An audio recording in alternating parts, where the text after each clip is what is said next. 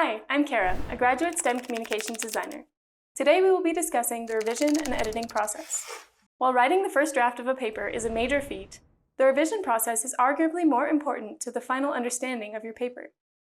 While the first draft allows you to collect all the information that you would like to present, the revision process helps you present this information in the most logical way and makes your writing more accessible to readers of various experience levels.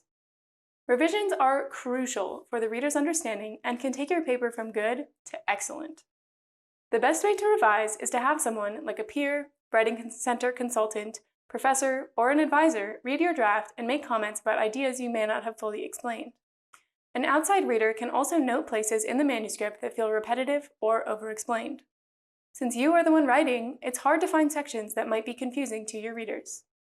You can then take these comments and integrate them into your writing, improving the flow by following a logical sequence of information and expanding important sections that will provide context for your reader. Let's talk about the phases of revision. The first phase is rearranging the order of your content to make sure the flow is logical and easy to follow.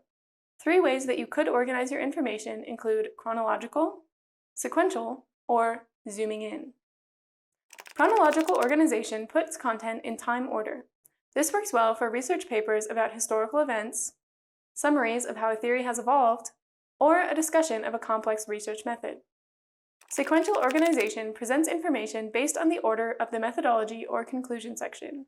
By mirroring the order between sections, it will help your reader understand the flow of information and keep track of multiple disparate concepts. Zooming in means to organize the information from simplest to most complex concepts.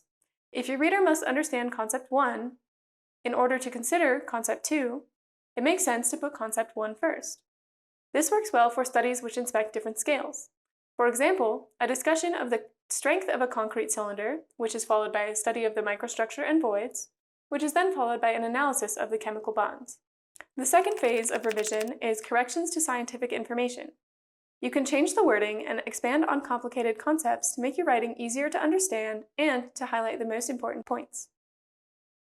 Phase 3 is proofreading to catch errors in grammar, punctuation, and spelling. Your writing software should have a function for this, but be sure to double-check any of its suggestions.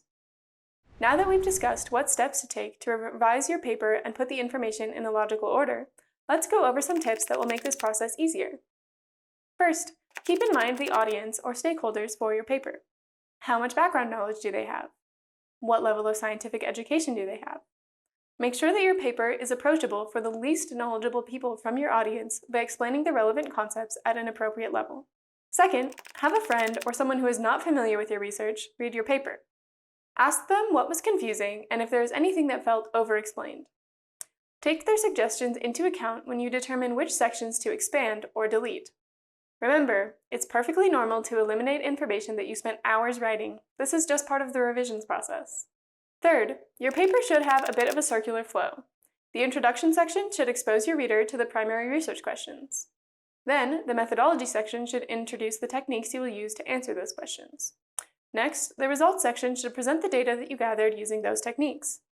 Finally, the discussion and conclusion should interpret those results and give a final answer to the questions posed in the introduction.